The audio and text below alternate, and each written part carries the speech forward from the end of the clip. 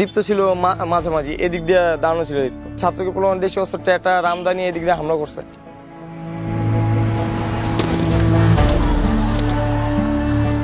এটা ঝালাই দেওয়া, এদিক দিয়ে একবার এইটুকু পুরো ভাঙ্গা পড়ে গেছে।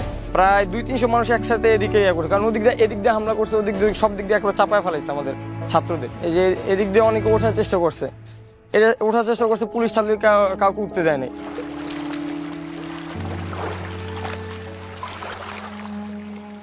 18 জুলাই সকাল 9:30 বাসার থেকে মানে কলেজে গেছিল। ও এখানেই থাকতো, কলেজ তো ওইখানে, কলেজ করেই মানে সন্ধ্যার সময় মানে এখানে ঘুরতো। ওই যে জায়গাটায় মারা গেছে এখানেই বেশি থাকতো।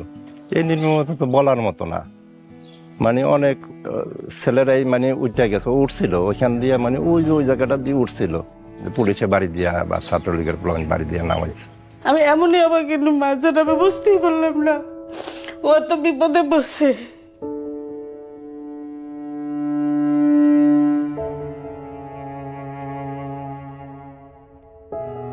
ও বাঁচা বাঁচা গায়ে চিৎকার দেয়, হাতটা দিয়ে লড়াচড়ে দেয়, কিন্তু কেউ ওরে সাহায্য করলো না।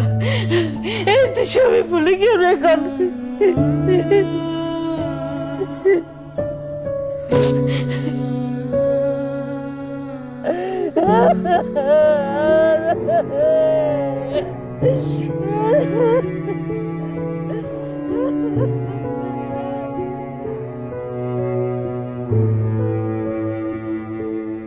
শান্ত কিন্তু অন্য একটা মানুষের চেয়ে আলাদা অনুভব করছি ও শহীদ হওয়ার পরে।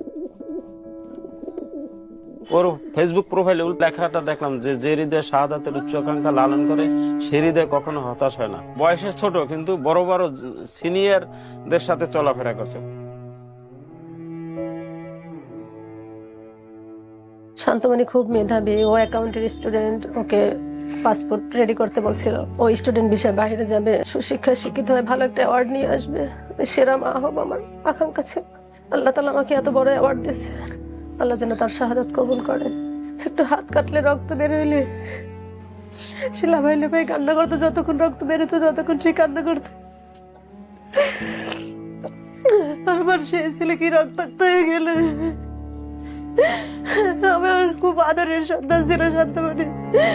সব আত্মীয়স্বজন বলতে ছেলেকে আর কদিন পর বিয়ে করবে, এখনো শান্তমণি বলে ডাকে। আমি কাকে শান্তমণি ডাকবো এখন?